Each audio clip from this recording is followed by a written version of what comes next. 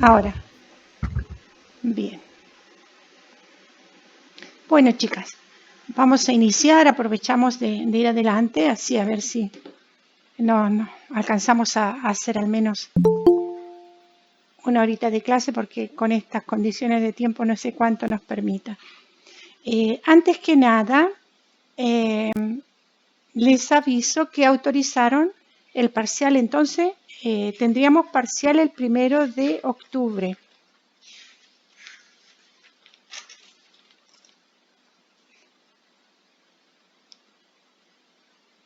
¿Ya?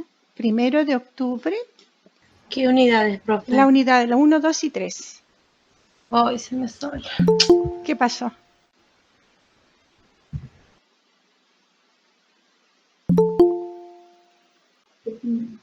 Ok. Hola, profe. ¿Cómo sería el parcial? Vía online. Es múltiple choice. ¿Ya? Así que hay el múltiple choice, verdadero y falso. Es así. Unidad 1, 2 y 3, dijo, disculpe. Sí, unidades 1, 2 y 3. ¿Y cuánto tiempo vamos a tener para resolverlo, profe? 1 hora. Con 1 hora les basta, porque hay 20 preguntas. 20 o un poquito más. Ahí veo, porque mientras más preguntas tienen más posibilidades, así que no se asusten si hay muchas preguntas.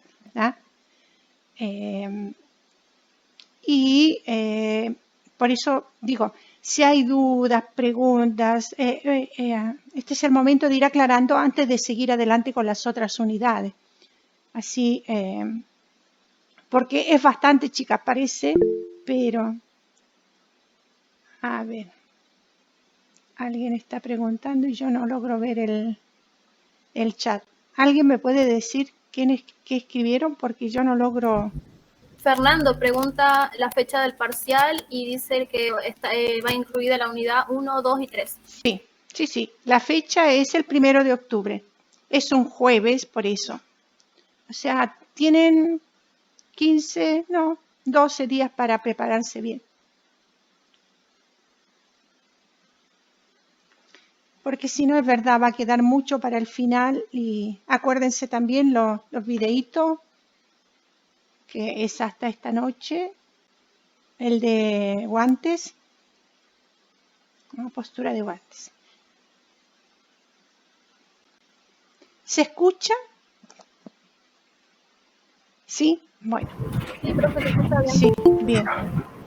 Ahí está Cali. Profe, una consulta. Sí. ¿Hasta qué hora tenemos tiempo de subir el video? Porque la verdad es que yo tuve problemas con mi internet y no me lo dejó subir ni con el wifi ni con los datos móviles, así que estoy viendo si lo puedo subir ahora. Sí, es hasta medianoche, antes de medianoche, 23:59. Por último, chicos, si llegan a tener problemas, me avisan, lo alargamos un poco más porque por eso no es bueno dejarlo hasta el final, hasta los últimos minutos, porque a veces uno no sabe lo que puede pasar con el tiempo. Si no, lo mandan al mail. Lo que pasa es que mandándolo al mail después no queda la constancia, ¿ya? Y es bueno a veces tener la constancia de los trabajos. Supongamos que pasa cualquier cosa.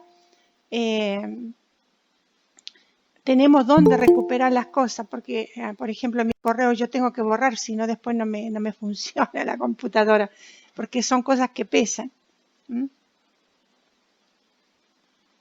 Profe, los anexos de seguridad del paciente, eso está incluido todos los videos, ¿no? Sí, ténganlo en cuenta, porque algunas preguntas hacen referencia a veces cuando uno pregunta cuáles son, no sé, las cosas que nosotros tenemos que tener en cuenta para la seguridad del paciente. Entonces, saber cuáles son como para saberse defender, ¿ya? O sea, están por algo, es para que los tengamos en cuenta y saber que uno puede tener alguna complicación desde el inicio desde que entra el usuario a la institución, ¿no? Nosotros en cada paso debemos ir verificando los datos, porque puede ser que de un lugar a otro las cosas cambien. ¿Se acuerdan el esquemita? No sé, si vieron los videos, llega la ambulancia, pasa, lo recogen supongamos que es un accidente, recogen al paciente, va a la guardia hacen todas las cosas, pero a veces en la urgencia hay datos que se pierden. Por eso es importante siempre en un equipo y en un equipo interdisciplinario, cada uno va teniendo en cuenta diversos factores para que no perder información, ¿no? ¿Quién recoge la información de la persona? ¿Quién recoge los datos? ¿No? ¿Quién se ocupa de avisar a la familia? Porque a veces pasa eso también. O tuvo un accidente y ni siquiera avisan a la familia, ¿no? Porque la persona no tiene documento, no sabemos cómo comunicarnos, pero si está bien organizado, hay alguien que se va a encargar de buscar de algún modo de ponerse en contacto.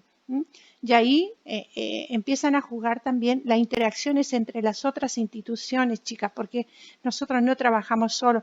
Por ejemplo, en un accidente va a intervenir la policía y otras personas. Bueno, entonces los testigos y esas cosas, hay quien se puede encargar de contactarlo. O sea, por eso está lo que es administración, que después va haciendo todos estos procesos, porque nosotros en sí nos encargamos de la salud y de atenderlo y de salvarle la vida en el momento, ¿no?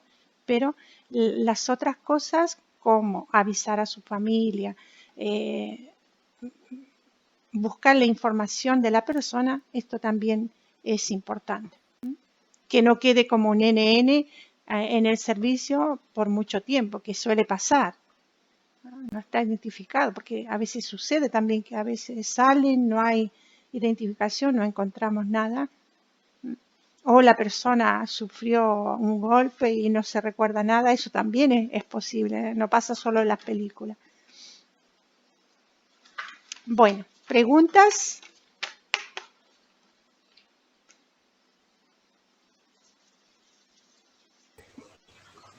Hermana, hola María Alejandra. Sí, buenas hola, ¿cómo estás? Buenas tardes. Yo subí el video, lo intenté varias veces porque me costó, porque traté de hacerlo en menos tiempo, en 2 minutos, para poder cargarlo, porque si no no me daba para subirlo. Sí, no, sé que es difícil, a todos nos cuesta. Habrá que pedir alguna ayuda técnica para hacer estos videos. Cali, sí, pero sí. Perdón. A mí me grabó mi nene. Está bien, sí. A veces. Porque él es mi filmador, entonces. Claro. Saben, Bueno, yo he visto que algunos alumnos lo que hacen a veces cuando no se puede subir, lo suben directamente a YouTube, después mandan el enlace. Esto es bueno porque queda ahí y uno puede hacer referencia a esto. Eso también es otra posibilidad que se puede hacer. Después cada uno busque también su método. Vuelvo a repetir, el parcial lo vamos a tener el 1 de octubre en el horario de clase. O sea que en vez de entrar a la clase, uno entra y hace el parcial. Es 1 hora de tiempo, ¿ya? 1 hora de tiempo y entra la unidad de 1, 2 y 3. Acuérdense siempre, ¿han hecho otros parciales vía online o es el primero? Primero, bueno. Hicimos un trabajo práctico. Fue una evaluación de biología, era como un ensayo de lo que va a ser el parcial. Sí, cuidado, traten de respetarse cuando están hablando. Sí. Una cosa es un trabajo práctico y otra cosa es un multiple choice en que van a tener el resultado al momento, ¿ya? Por eso se lo damos en el horario de clase. Si alguien tiene alguna dificultad, me avisa. Si alguien tiene que trabajar, me avisa, ¿no? Lo podemos poner a organizarnos, pero se supone que estamos en clase y por eso podemos estar. Supongamos que alguien no tiene internet, porque también puede pasar. Nosotros acá se había cortado la luz y yo no estaba segura si iba a poder tener o no la clase, que suele pasar cuando el viento se presenta. Entonces, bueno, lo importante es que avisen y siempre tratamos de organizarnos de algún modo. Sería solamente En el horario de las 7. Sí, a las 19. De las 19 a las 20 va a ser, sí, una horita solo. ¿Ah? Recuerden que se aprueba con el 60%, o sea, yo de un 100% tengo que tener un 60% correcto para aprobar. O sea, si salgo un 60% tengo un 4. Recuerden eso. Bueno. ¿Preguntas con respecto a las unidades que ya hemos visto? Si no, empezaríamos con... Hermana, antes del parcial, ¿nos va a hacer como un repaso? Es que tenemos que De seguir lo que las entra, clases, lo que ¿no? entra, Por eso le estoy diciendo, ¿no? pregunten ahora o callen para siempre, se dice. O calle para siempre.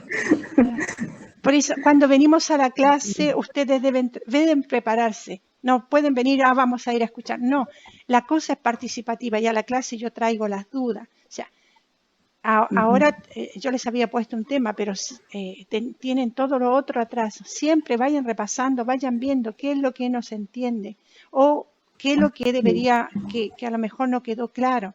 Esto es importante porque si no, volvemos a repetir. Miren, la clase está subida, está grabada. No, es importante venir acá y aprovechar el tiempo, porque si no es repetir lo mismo. Del PowerPoint que vimos.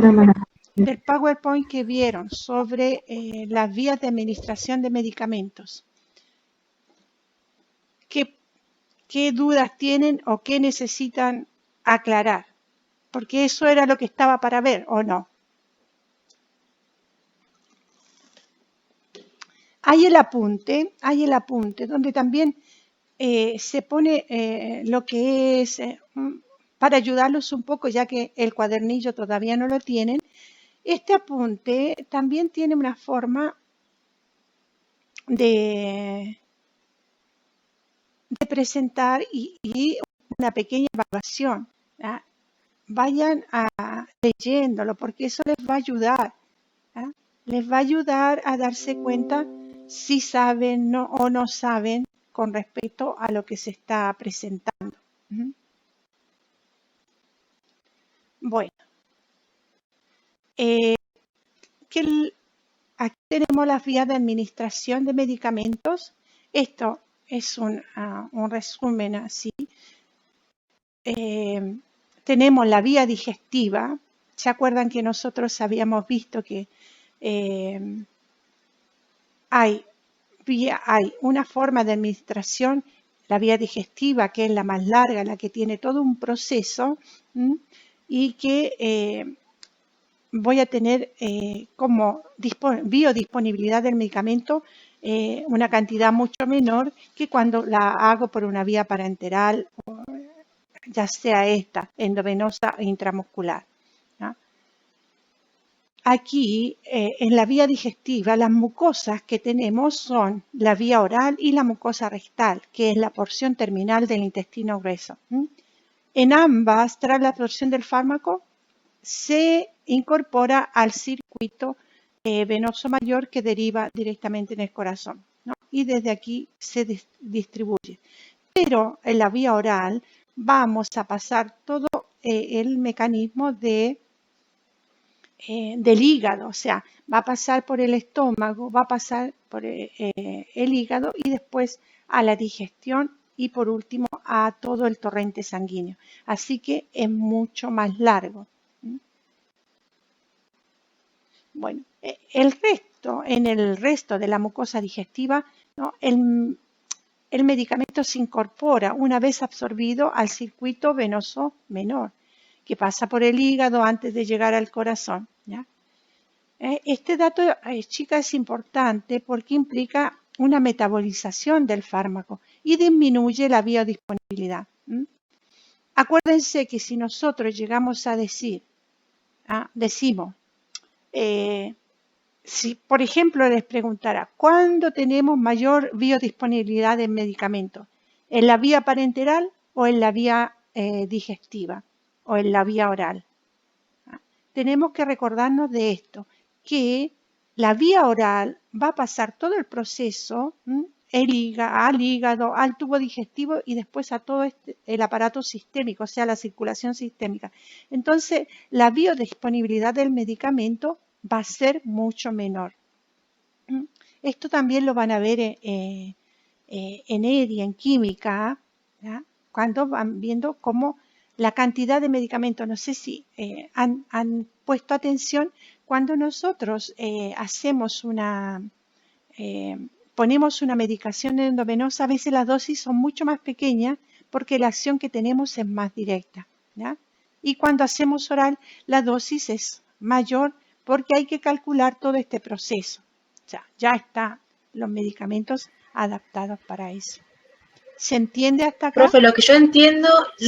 en cuanto a la diferencia es que una vía que pasa por la parte digestiva, un fármaco que pasa por el tratamiento digestivo, al completar todo el proceso digestivo y al terminar de absorber los nutrientes de ese medicamento o el efecto, es lo que tarda más que si fuera intramuscular, en donde actúa directamente sobre el torrente sanguíneo. Por eso llega más fácil. Sí. Esa es la diferencia.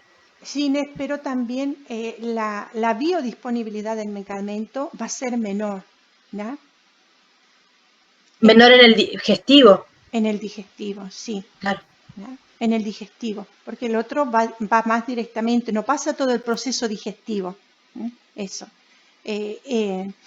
Cuando hablamos de las vías de administración, hablamos vía de primer paso, que es esto, pasa por el hígado, hace todo este proceso, pasa por el tubo digestivo, entonces es como decir, va a ser un camino más largo y en ese camino va a ir perdiendo como fuerza, ¿no?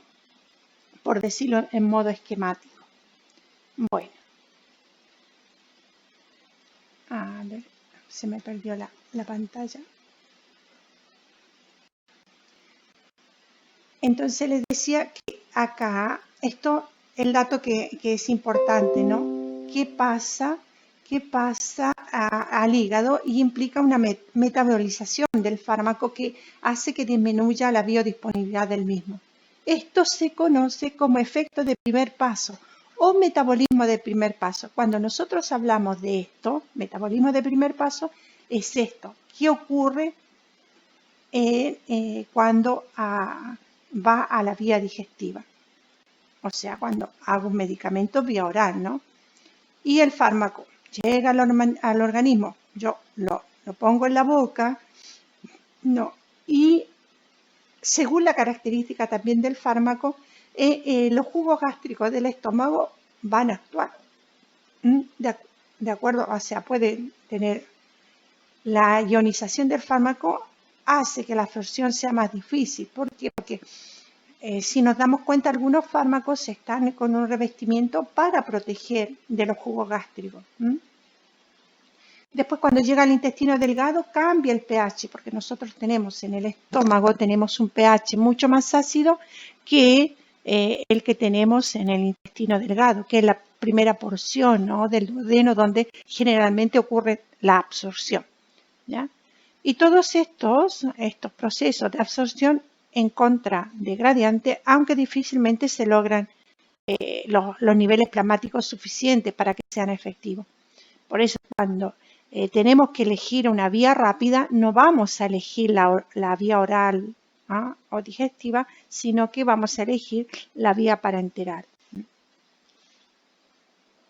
Acá esto lo pueden ver en el video, que todo el contraste que hace cuando va pasando por la vía oral. Acá tenemos la vía sublingual. La vía sublingual también nos permite un actuar rápido, ¿ya? Esto generalmente lo usamos en las urgencias si ponemos el comprimido debajo de la lengua, donde tenemos el acceso a la vena cava superior y pasa el torrente sanguíneo rápidamente. Generalmente se usa en ataques de angina, cuando supuestamente el paciente esté consciente, porque esto también va a depender de qué paciente tenemos, si puede colaborar o no. Pero pasa, por ejemplo, cuando tenemos una persona que tiene un ataque de angina ¿no? O depresión, una hipertensión, ponemos el comprimido, el captopril, que viene ya en la presentación de sublingual, y esto permite que se disuelva rápidamente y pase al torrente sanguíneo.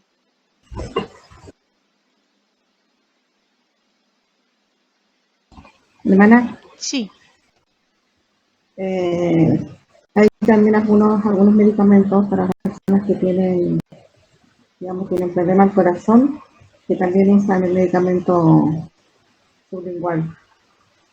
es lo que acabo de decir, ¿no? Cuando tenemos, o sea, algún problema de angina, ¿no? Es angina pectori estoy hablando, es lo que nos ponen debajo de la lengua para ayudar a este proceso. Y a veces tenemos otros fármacos también que usamos. Por ejemplo, a veces el Reliveran, para no hacer una inyección, lo usamos también sublingual. Hay algunas presentaciones que vienen sublingual y que nos ayudan. Bueno. Entonces, en el sublingual lo que va a esta difusión, ¿se acuerdan que, no sé, en química, o si se recuerdan de química, cuando tenemos la difusión entre las membranas, bueno, aquí lo que ayuda es esto, porque debajo de la lengua hay esta difusión del fármaco directamente a la vena cava, ¿ya? Y a la vena cava superior, y así evita este efecto de primer paso.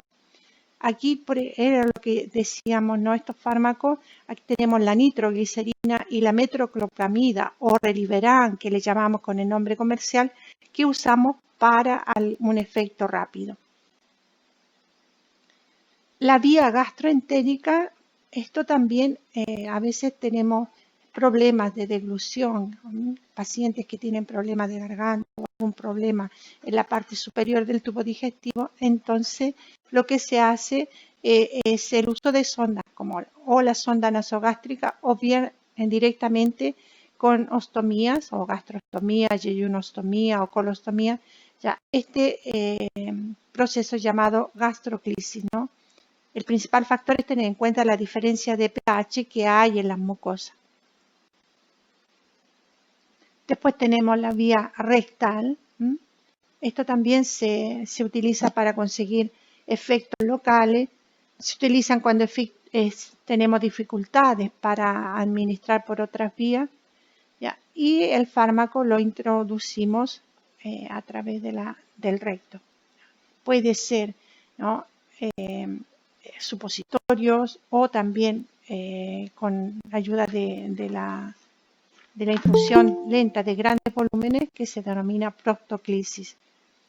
Esto también, la absorción se realiza a través del plexo hemorroidal, el cual evita el paso por el hígado antes de incorporarse a la circulación sistémica.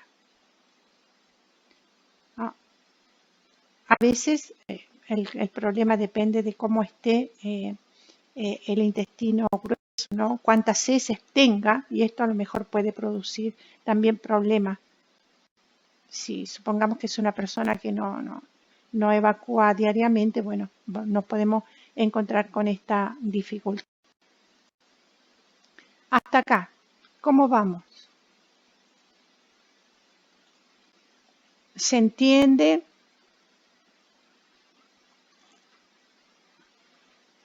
Sí, profe, yo ¿Sí? Bueno. ningún problema. Sí, hermana, se entiende. Vamos a seguir entonces. Sí, se entiende. Hola, buenas tardes. Buenas. ¿Quién llegó por Perdón acá? la tardanza, pero no me anda bien el internet. Sí, mira, es un problema de todos hoy, creo, porque... Bueno, acá tenemos la vía respiratoria. En la primera imagen aquí tenemos una traqueotomía, ¿no? Para ayudar a respirar. ¿No? Esta es la vía traqueal. Bueno, también se usa a veces en situaciones de urgencia clínica.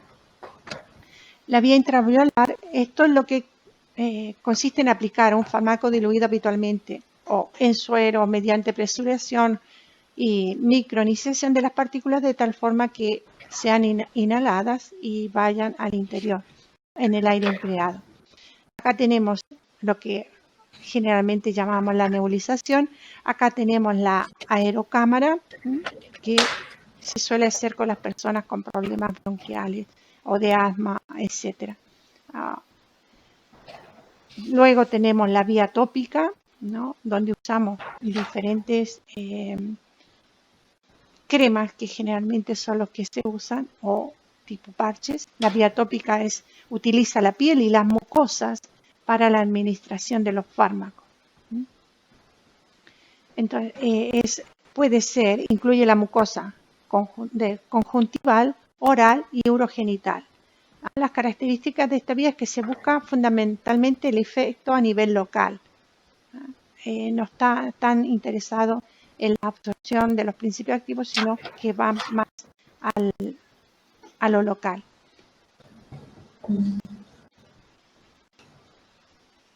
¿Alguien quiere preguntar? Si no, por favor, silencien el micrófono para que no tengamos ruidos en el fondo. Con respecto a la mucosa, bueno, oral hay que hacer la distinción con la vía sublingual, que es un paso mucho más rápido, ¿ya? Es como un efecto al mismo nivel de la propia mucosa, mientras que en la vía sublingual lo que se va buscando es el paso del fármaco a la sangre. O sea, lo tenemos mucho más rápido, ya decíamos, porque va a la vena cava superior que la tenemos ahí abajo. Bueno, los oftálmicos, esta es otra vía, otro tipo de fármacos,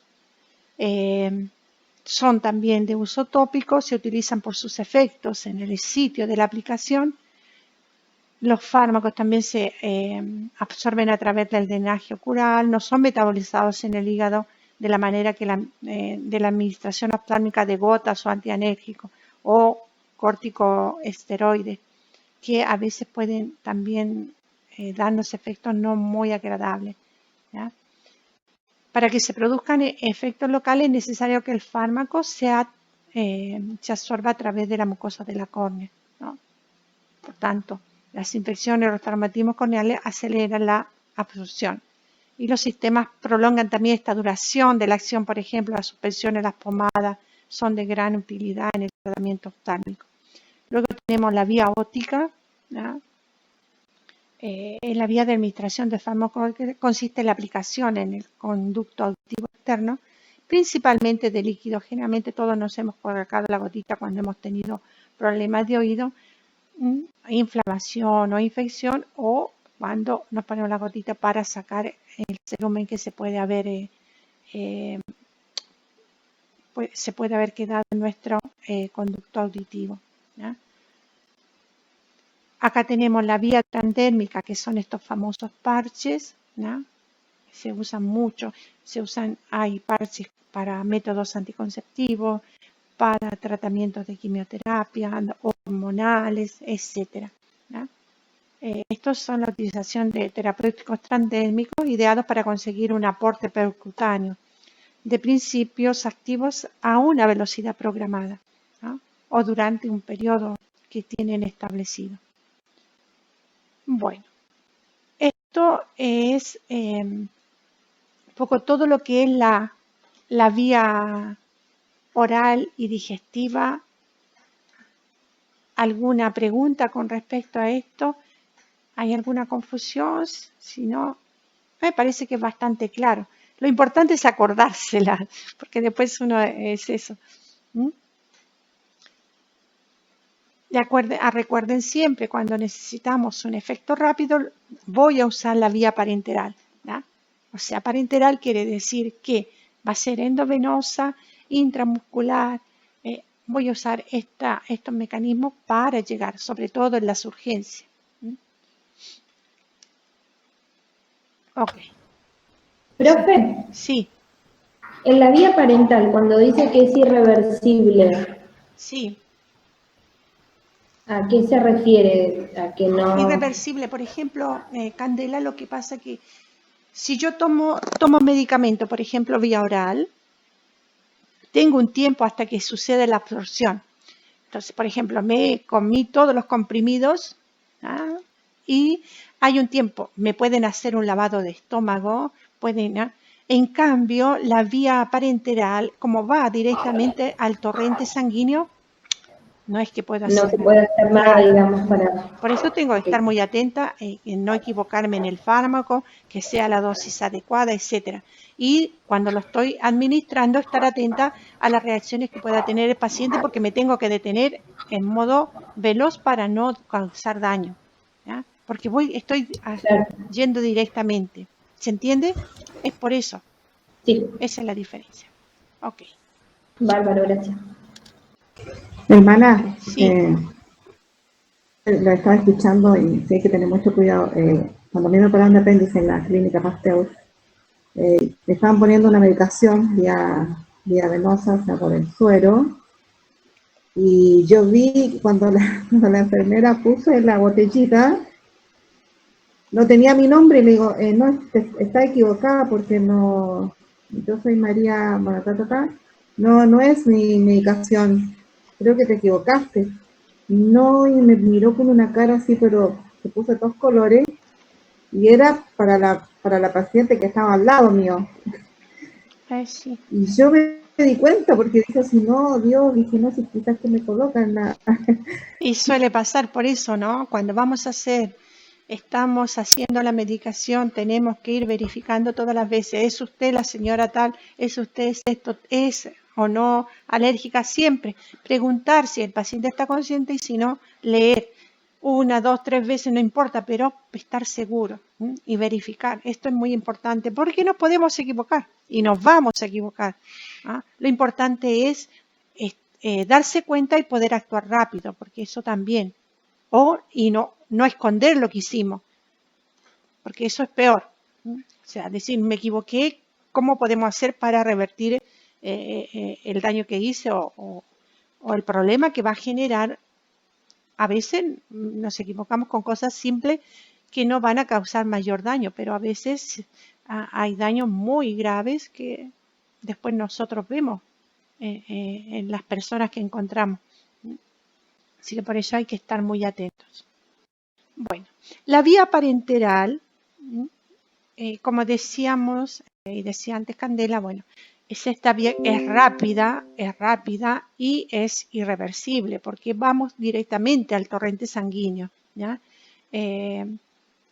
Aquí el organismo, ¿no? Se introduce el fármaco al organismo gracias a la barrera mediante un mecanismo que habitualmente es la aguja, ¿no?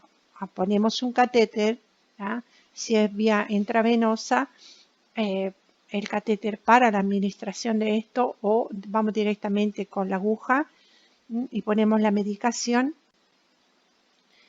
La ventaja fundamental es que va directamente a la circulación sistémica, ¿no? Salvo, ¿no?, en algunas formas especiales, y además permite el tratamiento de pacientes que no pueden utilizar la vía oral. Por ejemplo, si nosotros tenemos un paciente que está inconsciente, la vía oral no la vamos a poder usar, así que vamos a tener que usar la vía parenteral. Bueno, dentro de la vía parenteral tenemos la intravenosa, la intraarterial, la intramuscular, subcutánea y otras más que no son usadas comúnmente, ¿no? Después las vamos a ver en otro PowerPoint que también se les había subido, no se van a ver comúnmente, pero que existen. Las que nosotros usamos generalmente son esta intravenosa, intramuscular, subcutánea. Bueno, aquí tenemos una muestra de los tipos de aguja que vamos a encontrar, la medida de jeringa, cómo es una aguja. Esta es una aguja de un 48, que es generalmente la que nosotros usamos para una inyección intramuscular, ¿no? Tiene una base, un cono de contacto, esta zona verde en la que nosotros podemos tocar, en el borde no podemos tocar, en la zona de metal tampoco, ¿ya? Porque es lo que va a